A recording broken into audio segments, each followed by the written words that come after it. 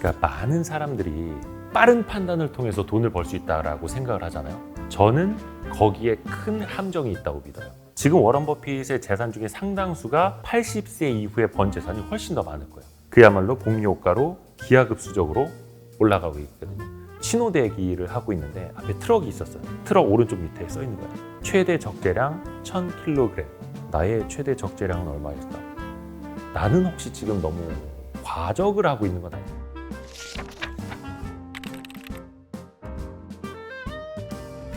안녕하세요. Y스트릿 이대호입니다. 저는 원래 기자 생활 오래 하다가 지금 Y스트릿이라는 새로운 매체를 하나 만들어서 이끌고 있고요. 유튜브도 있습니다. 구독자 70만.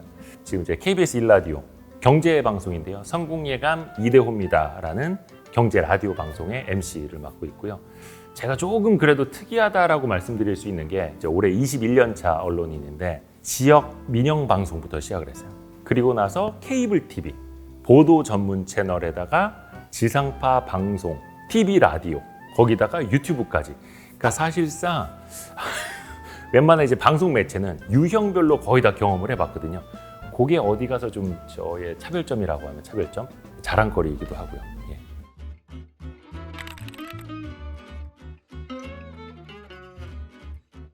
제가 25 대학교 4학년 2학기에 처음으로 취업을 했거든요. 그러니까 얼마나 막 신나요. 그때 처음으로 지역방송 아나운서가 된 거예요. 그 부푼 꿈을 안고 첫 직장에 들어갔거든요. 근데 첫 회식 때였을 거예요. 한 기자 선배가 취하신 상태에서 저한테 야 이대호 너 그렇게 족같은 학교 나와서 우리 회사 어떻게 들어왔냐? 딱 하시는 거예요. 근데 그 어린 마음에 너무 창피했고 뭔가 막 화살이 이제부터 다 나한테 쏟아지는 것 같은 걸 느끼게 된 거예요. 정신을 그때부터 바짝 차리게 됐죠. 되게 운이 좋게 큰 대기업에 들어가게 됐지만 나라는 존재가 나라는 주제가 사실은 별거 아니구나. 내가 아나운서 됐다고 한 달 정도 우쭐댔는데 정신을 확 차리게 된 거죠. 나는 실력으로 승부하지 않으면 안 되는 신분이구나 라는 걸 저는 이제 그때부터 깨달았던 거예요. 내가 지역방송에 있지만 방송 하나는 누구보다 잘한다는 얘기를 들어야겠다 라고 하면서 엄청나게 이제 노력을 하기 시작했고 결과적으로 지금 와서 보면은 그 선배한테 되게 마음속으로 감사해요. 그때 그 한마디가 있었기 때문에 빨리 정신 차릴 수 있었고 내가 무엇으로 이 세상에서 승부를 해야 하는지를 빨리 또 깨닫게 해주셨거든요. 그래서 정말 감사합니다, 선배. 네.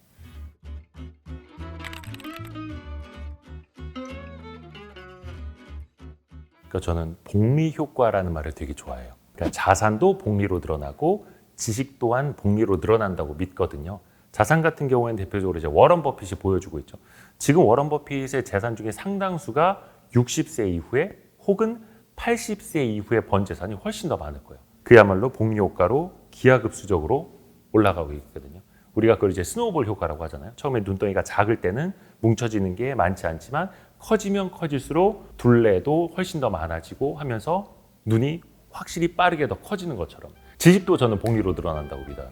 처음에는 어떤 한 분야에서 어떤 단어 하나조차도 알아듣기 힘들지만 기초 공부가 되고 나면 어느 순간부터 신기하게 말이 들리기 시작하잖아요. 그럼 그 한 분야의 지식을 바탕으로 다른 분야로 문을 열고 나가서 더 넓혀갈 수가 있는 거고. 그래서 지식 채널을 하다 보면은 너무 신기한 걸 겪게 되는 거죠. 처음엔 아무것도 몰랐는데 나중에 전문가들이랑 그 주제로 대화를 하고 있어. 그러니까 저는 이제 만권당 TV도 그렇고 Y스트릿도 그렇고 많은 분들이 그걸 좀 겪어보셨으면 좋겠어요. 신기한 효과를.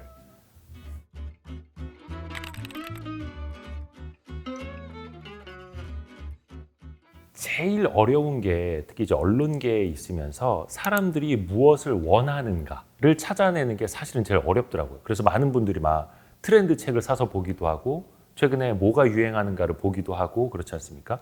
채널을 운영하면서도 그때그때 조회수가 확실히 터지는 것 체감할 수가 있잖아요. 이거였구나.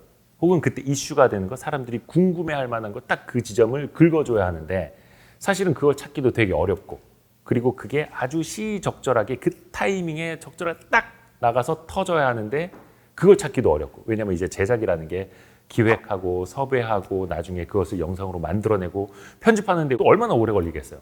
그러니까 그게 시차가 있을 수밖에 없다 보니까 그것을 조금 반보 앞서 나가야 된다는 게 또 어려운 것 같기도 하고 유튜브에서도 왜 임급동이라고 하지 않습니까?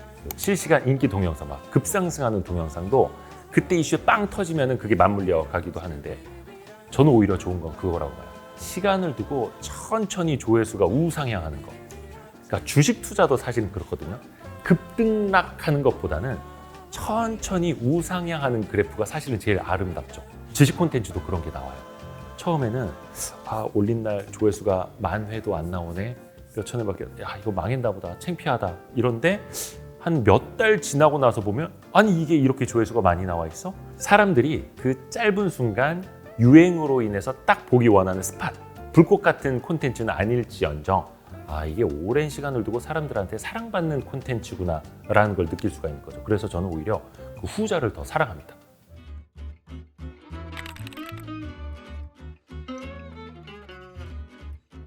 많은 사람들이 빠른 판단을 통해서 돈을 벌 수 있다고 생각을 하잖아요.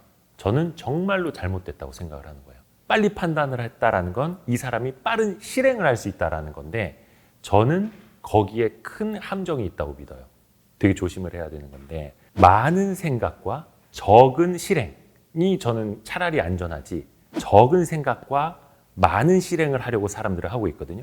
그러니까 판단은 빠르게 하고 실행을 많이 하려고 해요. 생각 많이 안 하고 빨리 매매하는 거 샀다 팔았다 이게 가장 위험하죠. 180도 뒤집어서 많이 생각하고 사실은 적게 실행을 해야 해요. 많이 공부한 다음에 단 한 번에 매수. 사실은 그게 저도 지나고 나서 보니까 그게 더 도움이 되기는 하더라고요. 근데 많은 사람들이 그렇게 안 하려고 하죠. 왜? 샀다 팔았다 하는 건 너무나 쉬운 시대, MTS로. 그런데 생각하는 거는 너무나 에너지가 많이 들죠. 인간의 뇌는 어떻게 해서든 에너지를 조금만 쓰려고 노력을 하잖아요. 그게 인간의 뇌거든요.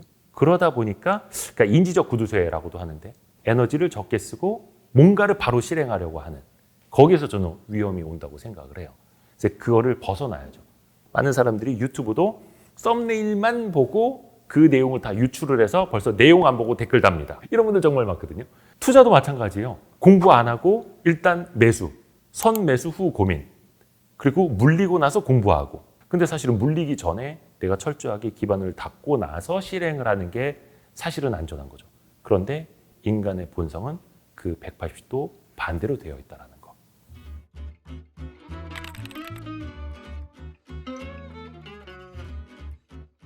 저희가 경제방송이잖아요. 경제방송이라고 해서 꼭 오프닝을 뉴스처럼 경제 소식으로 또 하는 거는 사실 해야 하는 이야기를 또 하는 것밖에 안 되잖아요. 그래서 저는 이 오프닝 시간을 어떻게 활용하고 싶냐면 사람의 문을 여는 시간으로 삼고 싶은 거예요. 로버트 치알디니라고 하는 그 설득의 심리학 쓰신 그 심리학자분이 그런 표현을 쓰신 적이 있어요. 오프너 효과라는 거.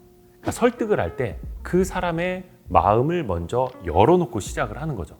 그러면 내 지식을 전달을 하든 내가 뭔가 설득을 하고 싶을 때도 훨씬 더 그 사람에게 깊숙이 들어갈 수 있는 거예요. 그러니까 2시간짜리 라디오에서 오프닝 한 2분 정도 되거든요. 그 시간을 사람의 마음을 여는데 저는 쓰고 있는 거예요. 라디오 진행자석에 모니터가 2대가 있는데 그 중에 하나가 청취자 글이 올라오는 모니터가 있어요. 그거 보면 이제 저는 가장 좋을 때가 뭐냐면 오늘 오프닝 너무 잘 들었습니다. 다시 듣기 하면서 필사를 하신다는 분들이 계세요. 어떤 분들은 그거를 블로그에 싣고 있고 다시 한번 리마인드 하고 있습니다라는 글이 올라올 때마다 너무 감사한 거예요. 내 글이 이렇게까지 마음에 와닿다니. 그래서 사실은 오프닝 멘트를 다 모아서 책으로 내야겠다라는 마음을 먹은 계기이기도 하거든요. 그게 그분들한테 도움이 될 수 있다는 것 자체가 굉장히 감사하기도 하고 더 열심히 해야겠다는 생각도 드는 거고요.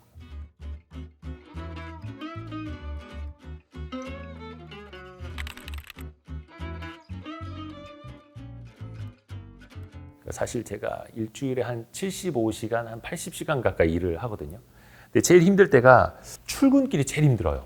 제가 아침형 인간이 아니다 보니까 아침 출근길이 너무 힘들고 차를 갖고 다니면서도 어느 날이었던가 신호대기를 하고 있는데 앞에 트럭이 있었어요.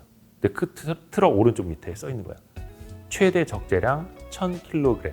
그거 딱 보는데 나의 최대 적재량은 얼마일까? 나는 혹시 지금 너무 과적을 하고 있는 건 아닌가? 화물차는 차량마다 최대 적재량이 달라요. 그런데 과적을 하게 되면 단속을 당합니다. 과태료를 물게 되고 사고가 날 위험성도 더 높아지게 되겠죠. 근데 사람도 똑같은 거라고 봐요. 대출을 많이 일으키는 것도 그렇고 본인의 능력 이상으로 공부하는 것, 본인의 체력 이상으로 일하는 것도 우리가 모두 다 과로 사회에 살고 있잖아요. 과적을 하면서 살고 있는 건데 우리의 과적은 누가 단속해 주지? 라는 생각이 듭니다. 물론 이제 52시간제 이런 것도 있습니다만 솔직히 우리 자영업자분들한테 무슨 52시간제가 있겠습니까? 그러면서 제가 그 글에 맨 마지막에 이렇게 실었었어요. 우리 삶에는 과적 단속이 없습니다. 라고. 그래서 서로가 자신의 마음 그리고 자신의 체력을 좀 챙기면서 사셨으면 좋겠다. 저도 괄호를 하면서. 네, 그렇습니다.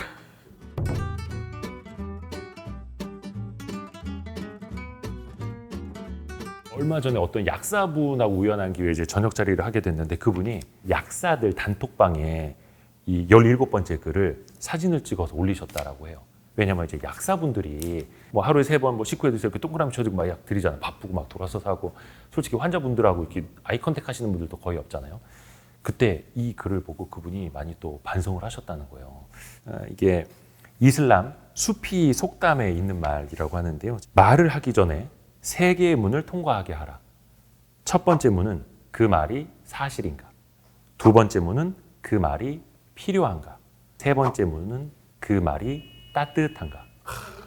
딱 경적 울리지 않습니까? 기가 막힌 타이밍에 마지막 세 번째 문은 그 말이 따뜻한가? 버스? 이번에 버스가 지나갑니다. 따뜻한 말을 전달하는 게 이렇게 힘든다는 겁니다. 막 갖다 붙여. 마지막 세 번째 문은 그 말이 따뜻한가? 필요한 말, 따뜻한 말을 우리는 건네야 하는데 사실 바쁘게 살다 보면 그러지 못해요. 그런데 항상 내 입에서 말이 나갈 때 이 3가지 문을 통과하게 한다면 그래도 조금 더 세상이 조금 깨끗해지고 따뜻해지지 않을까라는 생각해 봅니다.